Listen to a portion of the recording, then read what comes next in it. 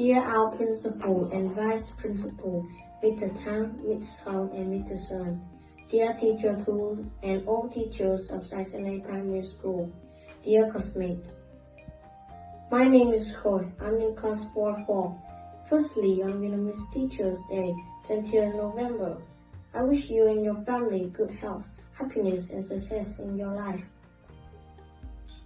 I'm very happy to be a student at Saisanay Primary School, and I'm very proud of studying there. Dear teachers, dear classmates, it's not only 20th November that I remember you. For me, every day is 20th November. I always respect teacher. Without you, we would be lost and we won't have success in our life. Why? Today I will tell you a story to show you that. The King and the Teacher. Once upon a time, there lived a king. He had this very large kingdom. Though he was a king, he had strong curiosity and now wanted to learn about justice and fairness. So one day he called his prime minister to discuss this. He asked him to name the most teacher named living in his kingdom. When the minister mentioned the best teacher's name, the king ordered that the teacher to start visiting the palace from very next day. The teacher was a wise and humble person. He agreed to visit and teach the king in his palace.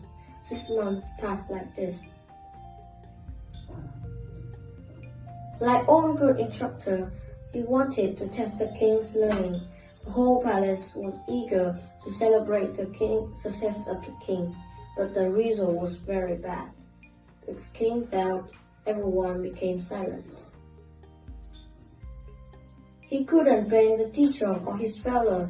His former students were all successful people. So the king called one of the teacher's students, who was now a judge, and asked, "We both study under the same teacher. How could you improve a lot and pass the test? And not I?" The teacher's pupil replied, "I will ask you 3 questions. If your answer to use is yes, then you will know the cost of your failure to learn." The curious king was very interested to know what those questions were, and more importantly, the reason that made him fail the test. "The first question is," said the judge, "when your teacher comes to teach you, does he have to greet you before you do?" The king said, "Yes, it is he who had to greet me, and I'm the king, and he is a subject." Alright, the second question is, when you sit down for the lessons, do you occupy higher seat than him?" remarked the judge. "Yes, of course. I sit on my throne and the teacher remains in his chair," replied the king. "I see. The last question is, do you consider yourself the king and he as a subject?" inquired the judge. "Yes, the throne, the court, the crown, and servants around me remind me of this fact." The judge then explained, "O king, teaching does not benefit who do not respect the teacher." King nodded and changed his thinking. The next time, when the teacher came for the lessons, the king was waiting at the gates. He greeted his teacher first and escorted him into the palace.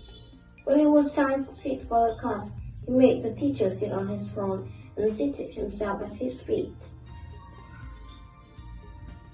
Throughout the time, the teacher taught there, he constantly reminded himself, "I'm not the king now, just a learner, and he's not my subject now, but my respected teacher."